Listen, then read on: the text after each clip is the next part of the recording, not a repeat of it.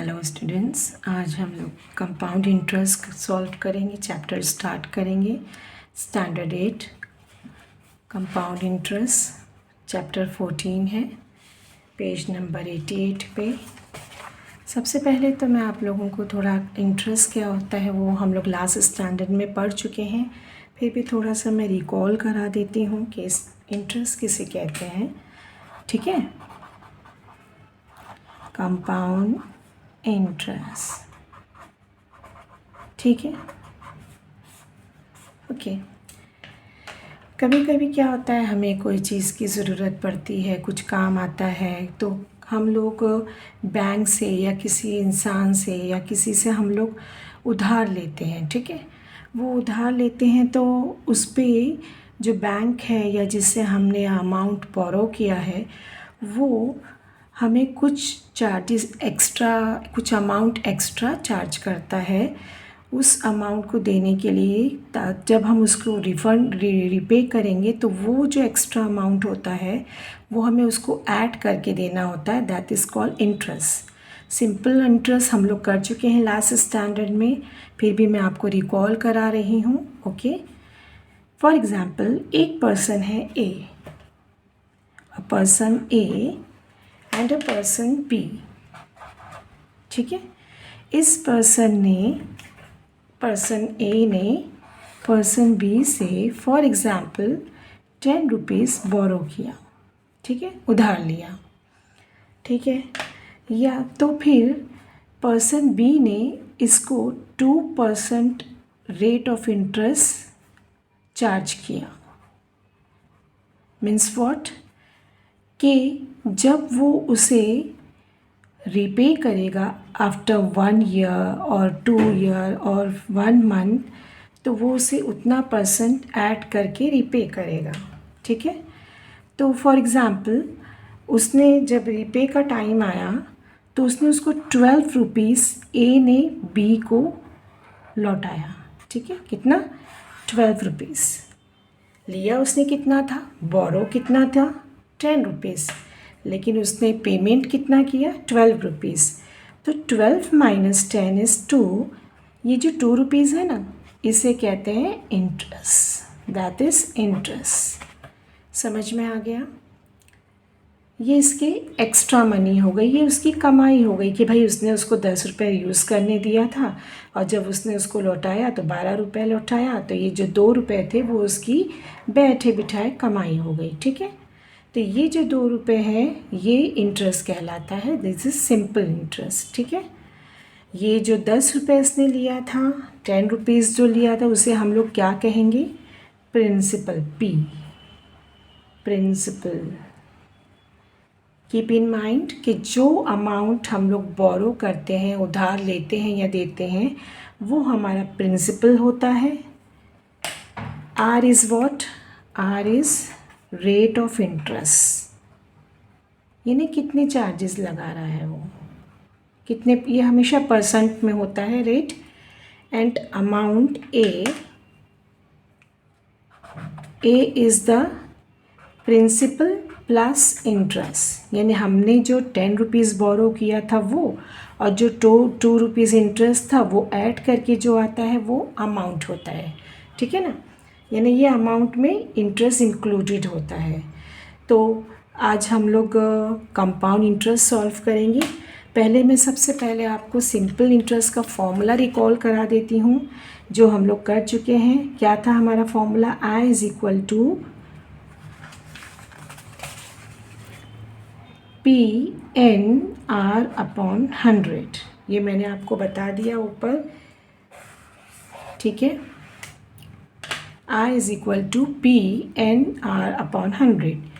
P is what, principal, यानी जितना हम लोग अमाउंट मनी बोरो कर रहे हैं।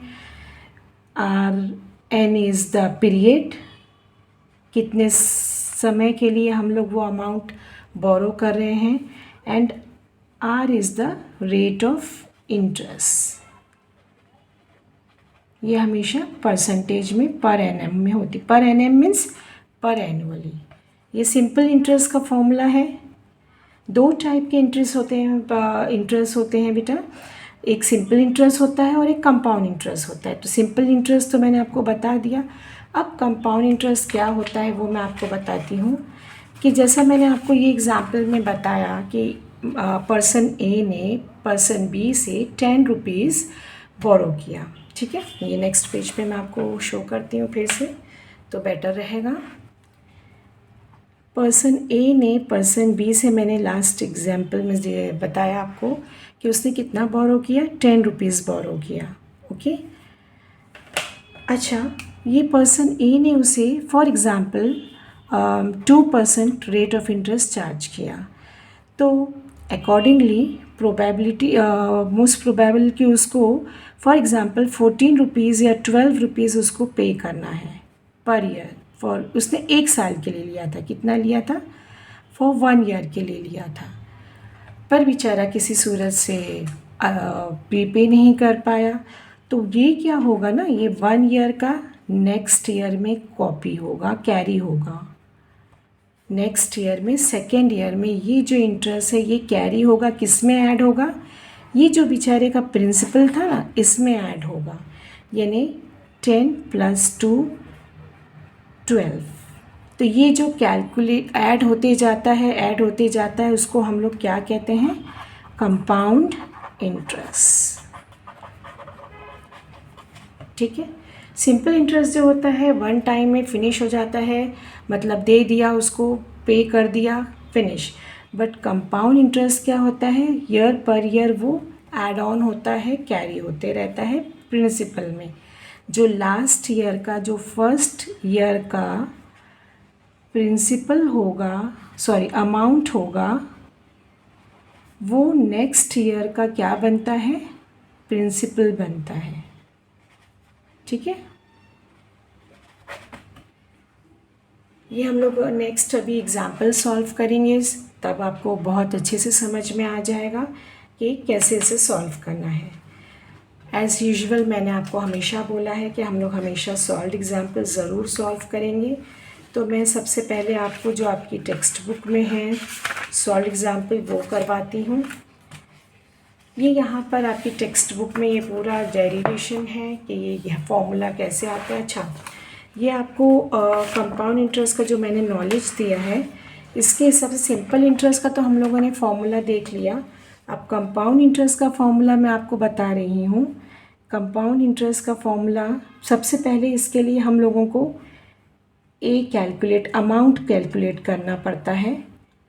A = P1 + R/100, ठीक है।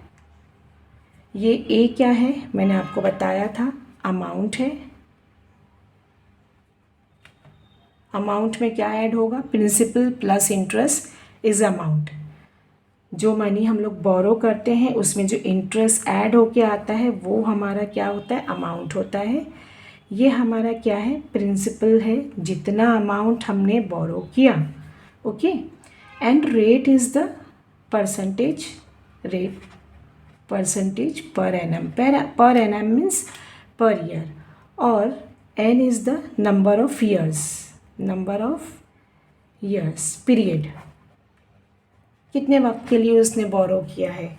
ये किसका फॉर्मूला है, ये अमाउंट फाइंड आउट करने के लिए। सबसे पहले कंपाउंड इंटरेस्ट फाइंड आउट करने के लिए हमें अमाउंट फाइंड आउट करना पड़ता है। After that compound interest is equal to A - P, got it. This is the formula for compound interest. यानी जो अमाउंट है, ये अमाउंट है, ये अमाउंट में से हम लोगों को जो प्रिंसिपल होता है उसे सब्ट्रैक्ट करेंगे तो कंपाउंड इंटरेस्ट मिलेगा। ये 2 फॉर्मूले आपको बहुत अच्छे से बाय हार्ट कर लेना है, ठीक है। कंपाउंड इंटरेस्ट फाइंड आउट करने के लिए पहले हमें क्या फाइंड आउट करना होगा, अमाउंट फाइंड आउट करना होगा। अमाउंट फाइंड आउट करने के बाद उसमें से प्रिंसिपल माइनस करेंगे तब कंपाउंड इंटरेस्ट मालूम हो जाएगा, ठीक है। बहुत इजी सम्स होते हैं, पूरा इन्फॉर्मेशन आपको दिया हुआ रहेगा, सिर्फ आपको इन्फॉर्मेशन उसमें से ढूंढना है कि क्या प्रिंसिपल है, क्या रेट ऑफ इंटरेस्ट है, कितना नंबर ऑफ़ ईयर्स है, ओके। सबसे पहले हम लोग यहाँ पर पेज पर आ जाएं, 89 पे ये जो सॉल्व एग्जाम्पल है ये हम लोग पहले सॉल्व करेंगे। मैंने आपको अपने लास्ट वीडियोस में भी बोला था कि हम लोगों को सॉल्व एग्जाम्पल ज़रूर करनी होती है। उसके दो बेनिफिट्स मैंने आपको बताए थे कि सबसे पहले तो हमारा जो सॉल्व करने का मेथड है वो इम्प्रूव होता है, हमें समझ में आता है, प्लस हमारे जो एग्ज़ाम्स में टीचर्स होते हैं ना वो सॉल्व एग्जाम्पल ज़रूर देते हैं। क्यों? तो बच्चे सॉल्व एग्जाम्पल करते नहीं, स्किप कर देते हैं। तो हम हमारे वीडियोस में हमेशा पहले सॉल्व एग्जाम्पल्स करते हैं, उसके बाद हम लोग एक्सरसाइजेस करते हैं। तो this is the first solve example. Read the question. Find the compound interest if 4,000 are invested for 3 years at the rate of 12.5% per annum। ठीक है, ये दिस इज़ द क्वेश्चन। जैसे ही आपने क्वेश्चन रीड करना है तो आपको इसमें से जितनी भी इंफॉर्मेशन है वो कलेक्ट करके लिख लेनी है। तो मुझे पहले सबसे पहले क्या दिया हुआ है, प्रिंसिपल। कितना अमाउंट उसने बोरो किया था, 4,000। तो ये 4,000 मेरा क्या है, पी है। ठीक है, मैं यहाँ कॉर्नर में लिख देती हूँ हमारी जो इंफॉर्मेशन है। P इज़ इक्वल टू 4,000, फिर इन्वेस्टेड फॉर 3 ईयर्स। तो ये 3 ईयर्स क्या हो गया हमारा, N 3 ईयर्स के लिए उसने लिया है। And the rate of interest is 12.5। तो ये क्या हो गया है, R हो गया है। ठीक है, 12.5 कितना होता है, 12.5। ठीक है, ये इंफॉर्मेशन कलेक्ट हो गई। आपको क्वेश्चन रीड करके समझ में आ जाना चाहिए कि क्या चीज़ क्या है, प्रिंसिपल क्या है, एन क्या है, और हमें फाइंड आउट क्या करना है। ठीक है, तो इसने क्या फाइंड आउट करने बोला है, कंपाउंड इंटरेस्ट फाइंड आउट करना है। We have to find out what, compound interest, ये हमें फाइंड आउट करना है। तो मैंने आपको अभी जो थोड़ी देर पहले एक्सप्लेनेशन दिया उसमें बताया था आपको कि कंपाउंड इंटरेस्ट फाइंड आउट करने के लिए हमें पहले अमाउंट को कैलकुलेट करना होगा। तो अमाउंट का फॉर्मूला क्या था, जल्दी से रिकॉल करें। A is equal to what, P1 plus